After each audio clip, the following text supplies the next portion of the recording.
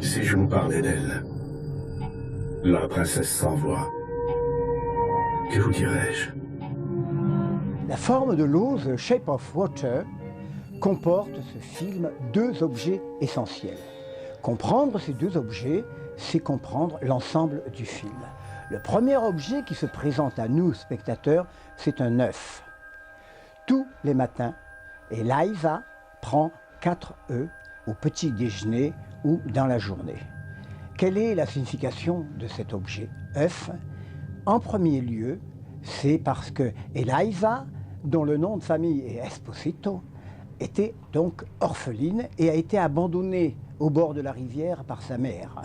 L'œuf représente pour elle le moment où elle n'avait jamais éclos et par conséquent, elle était en quelque sorte heureuse dans un état de grâce qu'on appelle l'âge d'or, comme pour chacun de nous.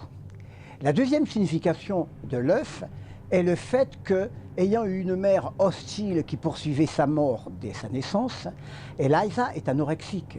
Et comme tous les anorexiques, soit elle mange une pomme, comme la Blanche-Neige du conte, soit, au contraire, elle prend une orange, parce que l'écorce protège en fait le fruit de toute agression extérieure volontaire, soit, et c'est la meilleure façon, elle mange un œuf. C'est en effet la coquille de l'œuf qui la préserve de toute velléité d'empoisonnement.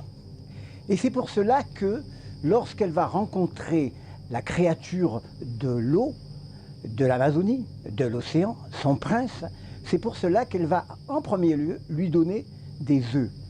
Jusqu'à 8 œufs, elle va lui donner un jour.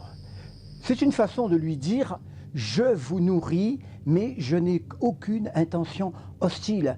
Je ne veux pas glisser dans ce que je vous donne un somnifère. Il n'y a pas de médicaments, il n'y a pas de poison. Vous pouvez me faire confiance. » Et c'est pour cela que cette confiance va véritablement s'instaurer entre elle et son prince.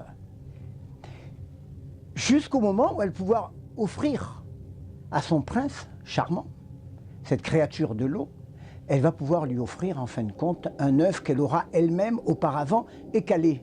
La preuve d'une confiance mutuelle totale entre nos deux amoureux. Le deuxième objet important dans le film, vous l'avez deviné, c'est l'eau. La première signification de l'eau est liée au bruit.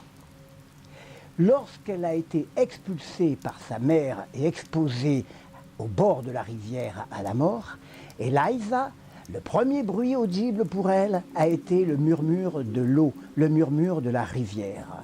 À ce moment-là, tous les matins, en faisant couler dans sa baignoire le robinet d'eau, elle se réapproprie ce moment magique où, en fait, quelque temps avant, elle était dans le ventre maternel, dans le monde intra-utérin. C'est pour cela qu'elle se baigne dans une eau chaude à 37 degrés tous les matins, afin de retrouver cette période de béatitude d'avant la naissance.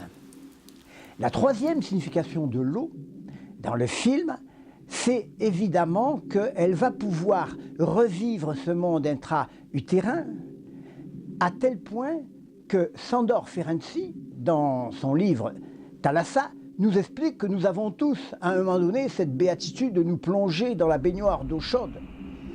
Certains de ces patients allaient même jusqu'à s'y émerger complètement avec une paille pour pouvoir respirer et rester des heures. Eliza, en fin de compte, retourne à l'âge d'or d'avant sa naissance, le monde placentaire. Et nous comprenons pourquoi elle va préférer, plutôt que de faire l'amour pour la première fois dans la baignoire avec son dieu prince charmant, venu de l'océan et de l'Amazone, elle préférera le faire dans un appartement complètement inondé d'eau. Parce que c'est en fait la relation charnelle qui, selon Ferenczi, préside chez nous à l'idée que faire l'amour, c'est vouloir retourner au monde placentaire, au monde intra-utérin. Enfin, et c'est la chose la plus importante du film, lorsqu'elle sera plongée dans l'océan, qu'elle sera considérée comme morte, elle va, par la magie de son prince-dieu, ressusciter, à la fois dans la réminiscence, de ce monde d'avant sa naissance, et à la fois dans une résurrection, et nous comprenons alors pourquoi elle doit s'appeler Eliza dans ce moment amoureux suprême où elle accède à l'immortalité et à l'éternité. Eliza vient de l'hébreu Élisabeth, qui signifie la plénitude de Dieu. Si je vous parlais d'elle, que vous dirais-je? Je me le demande. Dis, monsieur, c'est quand la prochaine fois que tu ramèneras ta science?